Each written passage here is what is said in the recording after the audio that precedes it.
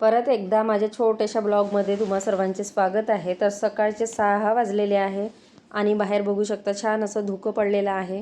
आता मोबाईलमध्ये इतकं दिसून येत नाही, पण सकाळी 5ला तर खूप असतं. म्हणजे पुढचे आपल्याला घरं वगैरे काहीच दिसत नाही, इतकं धुकं असतं.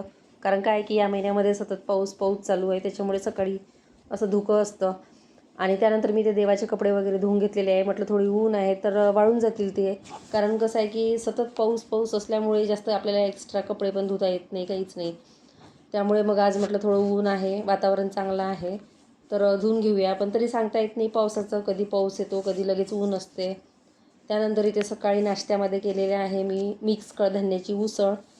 कारण ती आमच्याकडे सर्वांनाच आवडते. याच्यामध्ये वाटाणा, हरभरा वगैरे असते. आणखी 2-3 प्रकारचे कडधान्य असतात. त्यानंतर इथे भांडे घासायचे होते. म्हटलं भांडे बाहेर घेऊन या. आणि आज भांडे भरपूर आहे. कारण आदल्या दिवशी संध्याकाळी मी भांडेच नव्हते घासले, त्याच्यामुळे भांडे खूप जमा झालेले होते. आणि भांड्याची जागा इथे छोटीशी असल्यामुळे तिथे खूप म्हणजे वापरता येत नाही, म्हणून मी भांडे सकाळ संध्याकाळ दोन्ही टाईम घासत असते. पण काल थोडी बाहेर गेली, त्याच्यामुळे ते राहून गेले. त्यानंतर इथे भांडे घासले आणि ती जागा मला क्लीन करायची होती. सर्फ टाकून ते घासून घेते मी, कारण कपडे पण धुवावे लागतात. कारण कपडे धुवायला दुसरी जागाच नाही आहे, त्याच्यामुळे मग तिथेच कपडे धुते. आणि आता लवकरच दसरा वगैरे आहे, तर दसऱ्याची तर मी जास्त साफसफाई करत नाही. पुढची रूम आहे थोडी क्लीन करून घेते दसऱ्याच्या 1-2 दिवसाआधी. कारण काय आहे की दसरा झाल्यानंतर दिवाळीची डीप क्लिनिंग होत असते माझी, त्यामुळे मग मी काही दसऱ्याला जास्त करत नाही. त्यानंतर इथे किचन ओटा क्लीन करायचा होता. छान असं ऊन आलं की बरं वाटतं रूममध्ये, नाहीतर मग असं वातावरण थंड थंड, त्याच्यामुळे दमटपणा असतो. मग मी खिडकी दार वगैरे सर्व ओपन ठेवते. त्यानंतर इथे गॅस ओटा क्लीन करायचा होता मला, कारण काय झालं की रात्री इथे तेल सांडल्यामुळे तो ओटा असा चिकट आलेला आहे. तर ते पूर्ण सर्फ टाकून ते घासून घेत आहे. तसं तर रोजच घासते, पण काल तेल थोडं जास्त सांडलं त्याच्यामुळे, आणि ते माझ्या हातातूनच निसटलं, त्याच्यामुळे ते तेल थोडं जास्त सांडलं गेलं. तर इथे क्लीन वगैरे करून घेतलेलं आहे. आणि बरेच जण म्हणतात की चला भाड्याचं घर आहे तर काय जास्त स्वच्छ ठेवायचं, पण असं नसते. भाड्याचं असो की स्वतःचं असो, घर तर क्लीन ठेवावंच लागतं. कारण आपण भाड्याचं जरी असलं तरी आपलीच वापर असते, आपणच राहतो, त्याच्यामुळे सगळं क्लीन वगैरे स्वच्छता ठेवायलाच पाहिजे.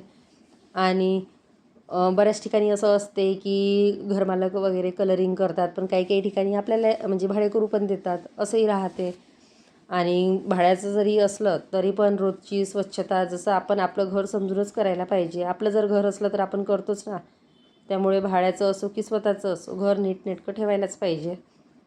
तर बघू शकता अशा पद्धतीने माझी रूम वगैरे क्लीन झालेली आहे. आणि मी इथे राहायला आली तर हे पुढचं वगैरे सर्व मी क्लीन करून घेत असते. तर याच्या आधी कुठले जरी भाडेकरू होते ते मला माहिती नाही, पण मग ते घरमालकांना क्लीन करावं लागत होतं. पण आपली जर वापरवरती असली तर ते आपल्यालाच करायला पाहिजे ना, दुसरे थोडी करणार आहेत. तर त्यानंतर इथली ही रूम आवरून घेतली आणि इथे कपडे धुवायचे होते. आता परत मी जास्त कपडे काढलेले आहे. म्हटलं चला ऊन आहे तर कपडे धुवून घेऊया. आणि काय होतं की पाऊस कधी येईल सांगताच येत नाही. आता ऊन आहे, लगेच 10 मिनटामध्ये एखादं ढग वगैरे आलं की लगेच पाणी पडतो.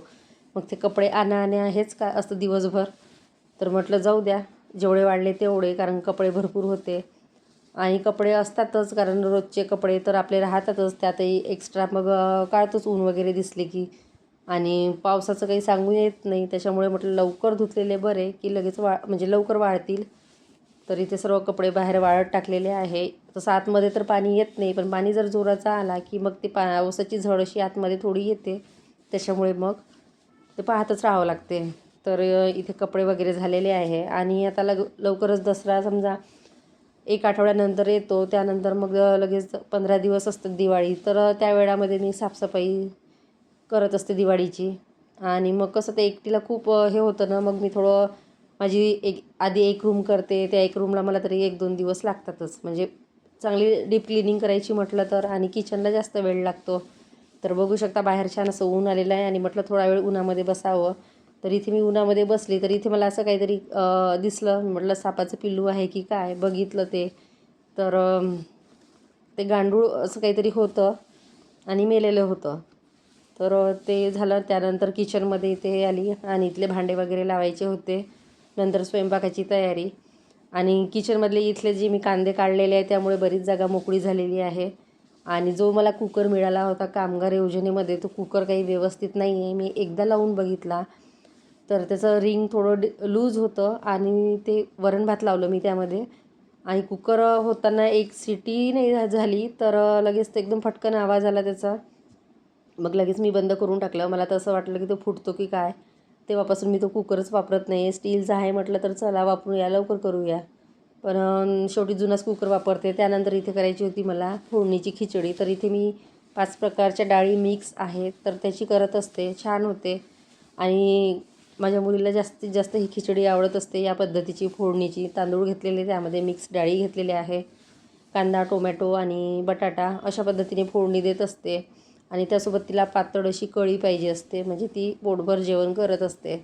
आणि आज आम्ही दोघीच होतो जेवण करायला, म्हणजे दोघी असलो तर मग मी सहसा खिचडीच लावते आणि मग तिला जे आवडते तेच करते. मग एकटीसाठी कुठे म्हटलं पोळ्या करा किंवा भाकर टाका, मग मी पण तीच खाते. तर अशा पद्धतीने मी ही खिचडी करत असते आणि छान लागते ही खिचडी खायला. यावर वरून तूप जर घेतलं आणि कढी खिचडी खूप छान लागते. सोबत पापड किंवा चिप्स, म्हणजे एकदम चव भारी असते खिचडीची. यामध्ये गाजर वगैरे टाकलं तर अजून छान होते, पण आता तेवढं काही नव्हतं माझ्याकडे. मग मी साधी सिंपलच केलेली आहे. यामध्ये लसूण वगैरे काहीच घातलेलं नाही, अगदी साधी जिरं मोहरी घालून आणि कांदा टोमॅटो. त्यानंतर इथे कढी करायची होती तर इथे मी मिक्सरच्या भांड्यामध्येच बारीक करते दही आणि बेसन. आणि रईनी काही बारीक करत नाही, कारण याच्यामध्ये छान होतं बारीक, अशी प्लेन कढी होत असते. तर अशा पद्धतीने मी कढी करून घेते. आणि आता दसऱ्यासाठी म्हटलं तर अजून आमच्याकडे दसऱ्या नवरात्रामध्ये 9 दिवसा म्हणजे किराणा वगैरे काही आणता येत नाही, नवरात्र पाळावं लागतं. आणि दसऱ्या झाल्यानंतरच सगळं सामान आणावं लागतं. तर मला ते सामान पण आणायचं आहे, म्हणजे 9 दिवसाचा भाजीपाला वगैरे, तसंच किराणा सगळं काही आणून ठेवते मी. आणि दूध तर आम्ही म्हणजे काळीच चहा घेते सहसा, त्यामुळे दुधाचा काही प्रॉब्लेम नाही. आणि मुलीला दूध पाहिजे तर तिच्यासाठी तेवढं आणून देते.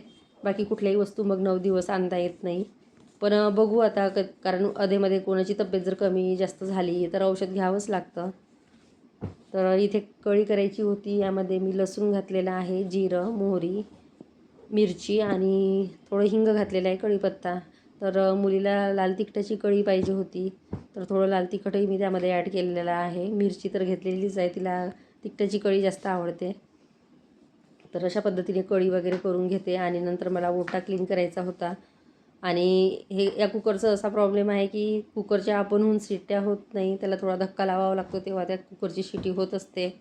बऱ्याचदा मी त्याची शिटी पण बदलवली, रिंग पण बदलवलेला आहे, पण कधी कधी होतो प्रॉब्लेम.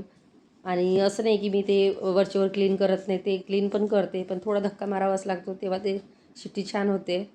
आणि त्यानंतर इथे बघू शकता कढीला छान उकळी आलेली आहे, तिकडे कुकर पण झालेला आहे. आणि सकाळी जी मी उसळ केलेली होती नाश्त्यासाठी ती होतीच अजून, तर म्हटलं चला आता ते जेवणासोबत खाऊन घेऊया. तर त्यामध्ये मी छान असा बारीक कांदा कट केलेला आहे आणि एका प्लेटमध्ये काढून घेतली आणि एका प्लेटमध्ये मुलीसाठी, म्हणजे दोघींना घेतली की ते संपून जाईल.